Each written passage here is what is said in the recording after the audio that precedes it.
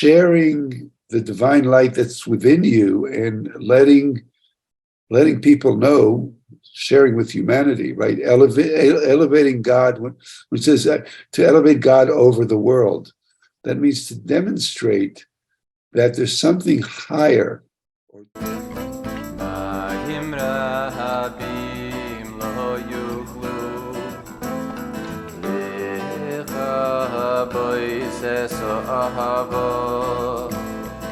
Go to our website, which is HebrewLearningCircles.org. Go to Jewish Resources, scroll down to Parsha Videos, and you'll find the source sheet right there. Parsha Terumah. And let's jump right in. Another beautiful Parsha.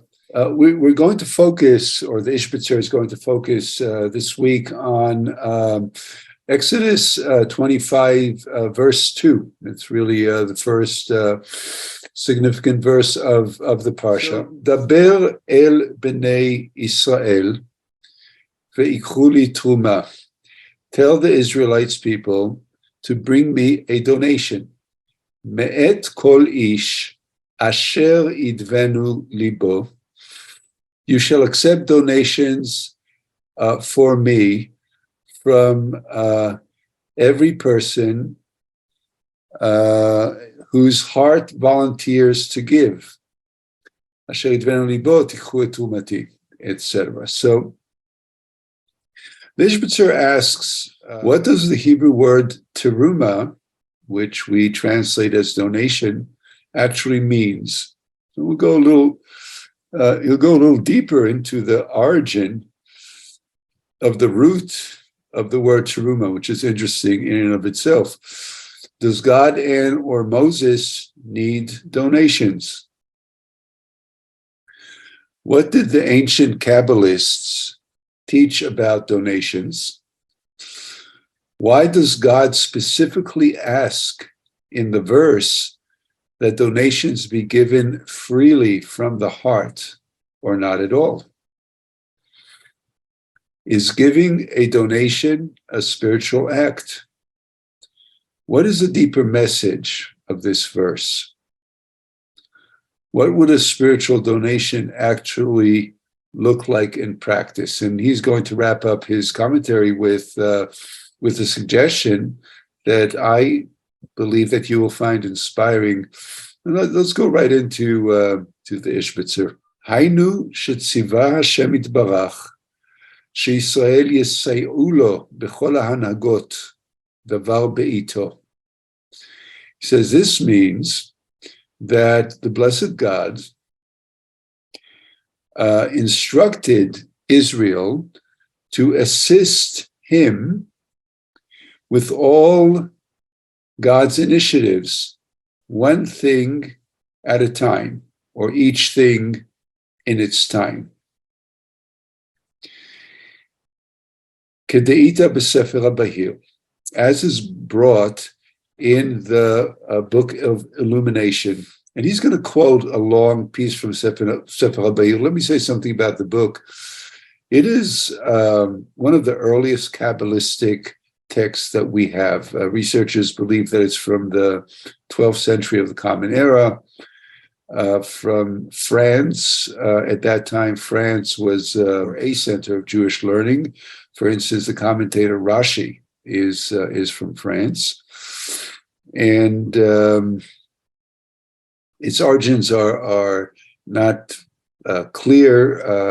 It's attributed to a teacher called Nechunia ben Hakana. But anyway, he brings a commentary or an excerpt from Sefer HaBahir that's referring to this same verse. Harimu ota betfilotechem. Umihu oto shenidavo libo limashech min haolam. Let me translate. So he says, Terumah means harimu ota betfilotechem. Lift it with your prayers. And what he's pointing to is that the word terumah comes from the root of the word to lift or high, and harimu is a conjugation on that same root.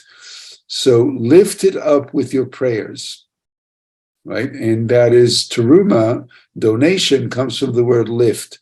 So the question is, how is a donation related to lifting, to raising up? And I'll continue. Umihu oto shenidavo libo. And here, the commentary of the Bahir is referring to when the verse says that only take the donation from a person whose heart is so desiring or so volunteering.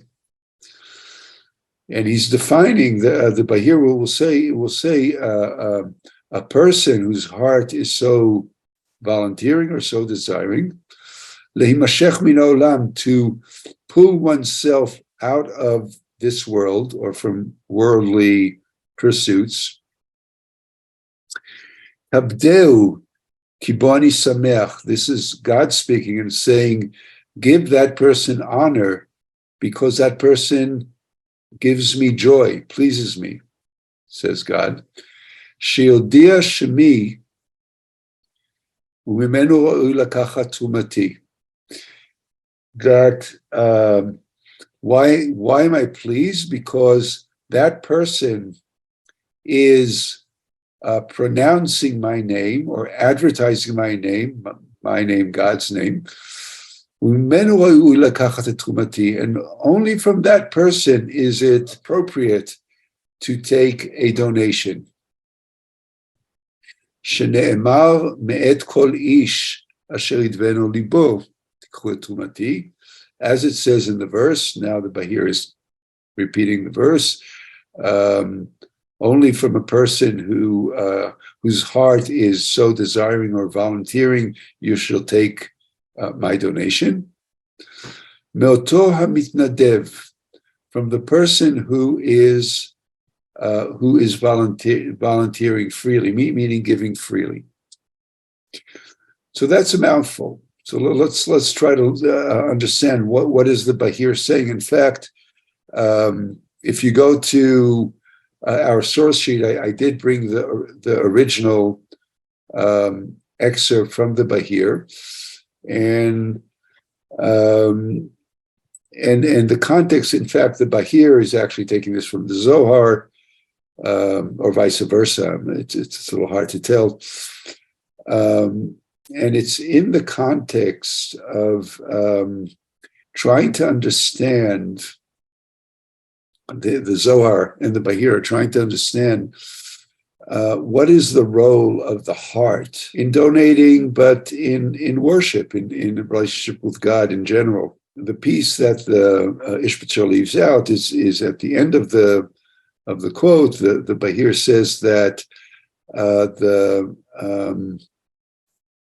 when the people of Israel, I'm quoting now from the full excerpt from the Bahir, when Israel are elevating me, meaning me, God, al kol haolam, above the entire world, bizchutehen,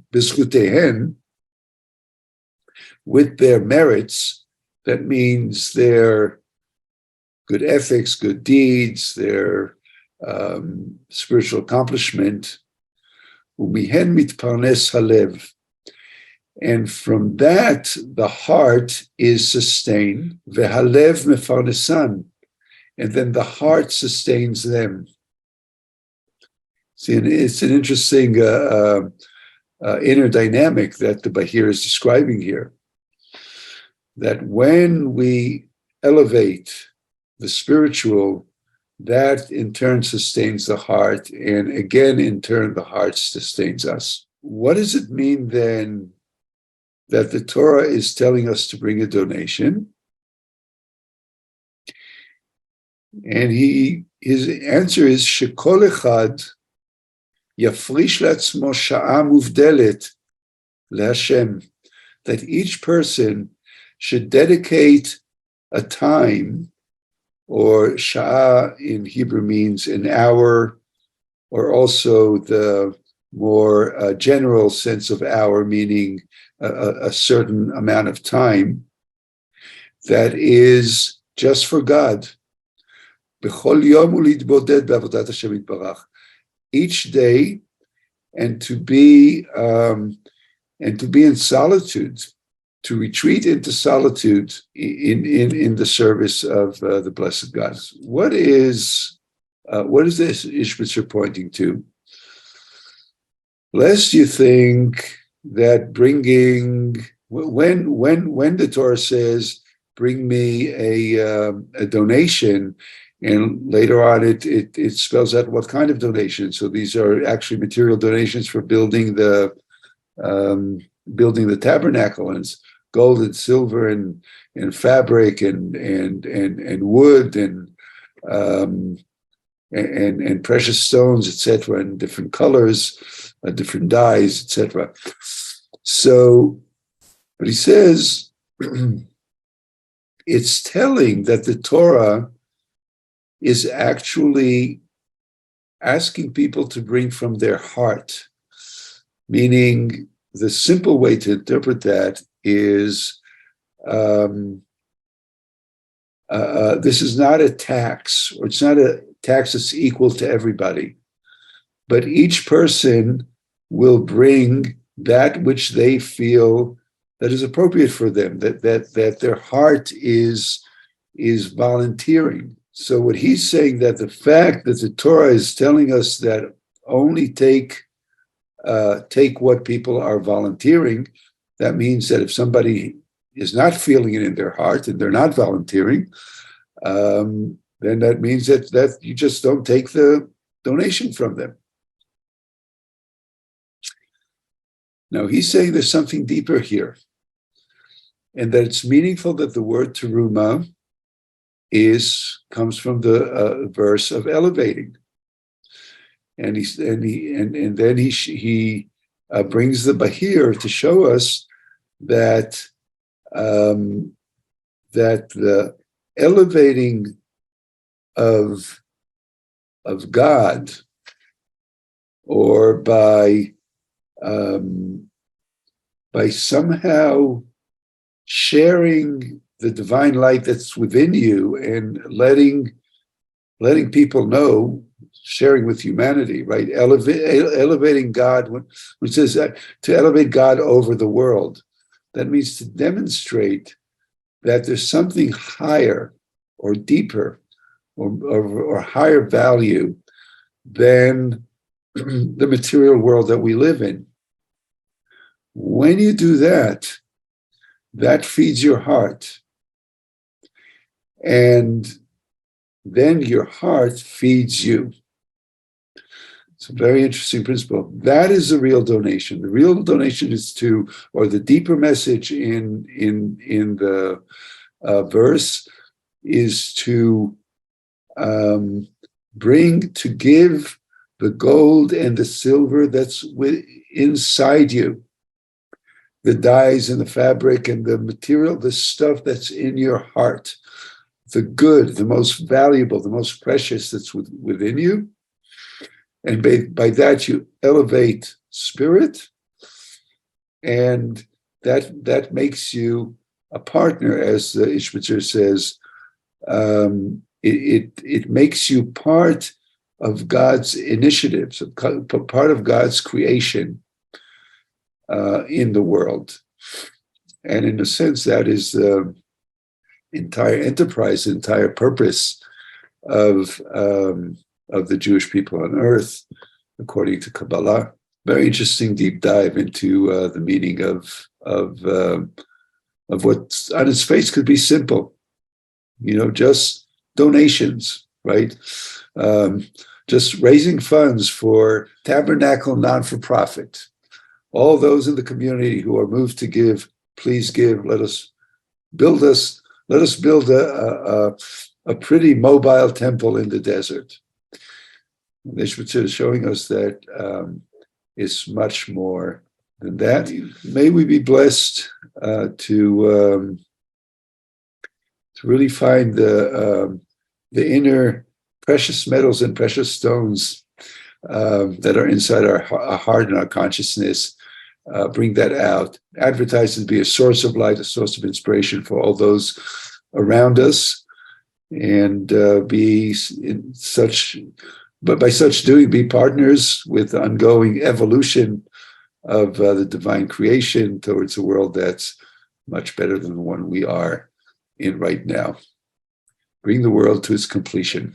Thank you so much for spending this time. I want to acknowledge you for dedicating this time to study some Ishbitzer Torah together with me today. In fact, this has been the practice to elevate the divine over, the rest of your concerns. You could have easily been spending this time with worldly concerns, but you're not. So you're practicing what the Ishbitzer said. With one exception, he does suggest you do it in solitude. In fact, he's drawing on the practice that Reb Nachman of Breslov taught Hitbodedut, to go out and be alone with God and to be in that conversation with the divine. Reb Nachman suggested to do that in nature. The Ishbitzer is not stressing that here. But when we study Torah together with others, like we're doing right now, this is one way, or the beginning of doing that kind of terumah, that kind of donation. With that, we're going to wrap it up for today. Come back. See you next week. Shalom for now. Click subscribe button. Doesn't cost you anything. We really appreciate that. Like to have that extra layer of connection with you. Like and subscribe. Come back.